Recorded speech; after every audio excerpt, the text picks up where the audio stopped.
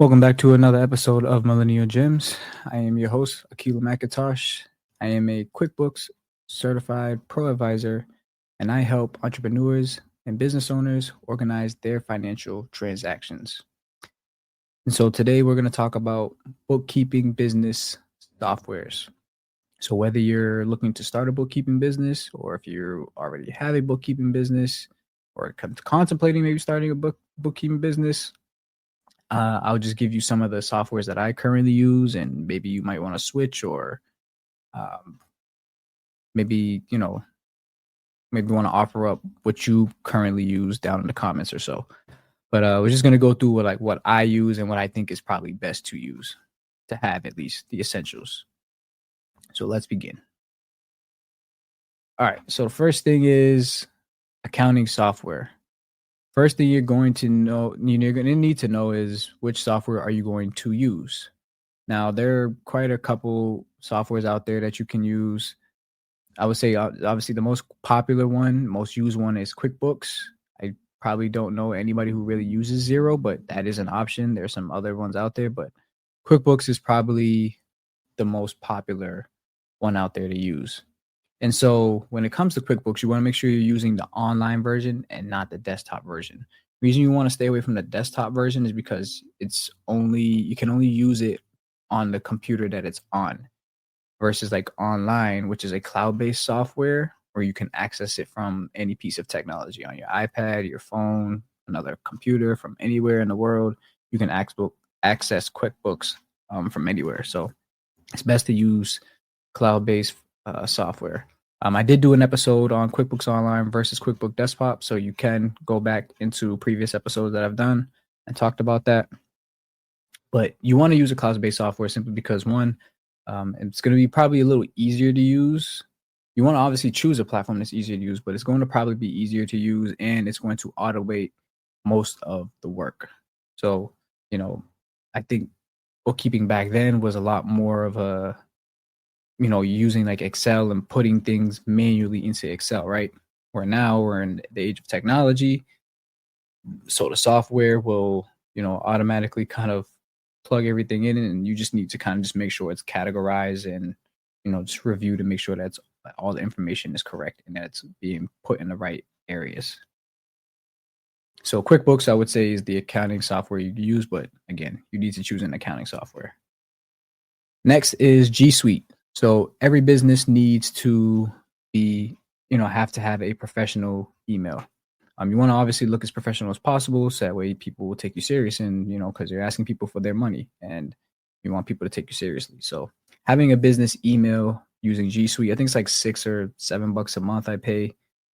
You can get yourself a business email. Like my business email is bookkeeping@millennialgems.com, right? You don't want to use a Gmail, Yahoo, AOL. You want to look serious. So whatever it is, at your business name or at your company's name.com. That's what you want to use. I also use G Suite because one, it also gives me Google Meet, so I don't have to use like Zoom. It has Google Meets for like video chat, so any consultations, if I need to meet with a client, if I have any questions down the line about anything, I can just meet with a client for a few minutes or so, kind of just talk there. Also Google Calendar, link to my Google Calendar, so any meetings or set reminders I need, Google Calendar. So G Suite will give you all of these things here, and again, you kind of just have everything streamlined in one space, so instead of like using like multiple platforms for one business email, another one to have like video chat meetings, and another one to schedule meetings and stuff like that. But G Suite is definitely, I believe, an essential part of starting a bookkeeping business or any business in general. You're going to need a website. Obviously, all businesses need a website. This is literally bread and butter. Like, you need an online presence. So, the first thing you want to establish is a domain.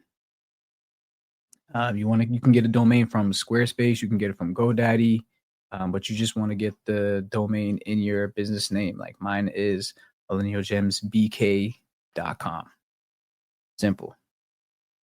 And you can, build out your website by yourself, or if you want to pay somebody to do it, you can go to like Fiverr or Upwork and pay somebody to you know, build you a website or so. But if you're ambitious enough and you want to kind of build it out yourself, you can always go to Squarespace and Wix. That's what I did. I built up my website by myself. Um, and then a scheduling tool. Now, I know there probably are different like scheduling tools out there to use. I use Acuity because it's already partnered and powered by Squarespace. So I think Squarespace acquired Acuity, so that's why they're kind of working hand in hand. So like when you set up your Squarespace website, you can also pay for an Acuity subscription, and then when people want to book with you, like book a consultation or book any type of like just quick meetings or so, Acuity will attach that to your website, so it'll be kind of be streamlined right there. So if you're definitely in a service-based business, something like Acuity would definitely be a good tool to have. CRMs. So CRMs are customer relationship management tools, platforms. So mainly with CRMs, these are to help kind of really the hub for managing clients. So, you can do your contract signings here. You can do your invoicing here, accepting payments, sending them out. You can do your lead generations, anybody who's potentially looking to work with you. And so you have a couple platforms you can choose, Monday, Honeybook, NetSuite.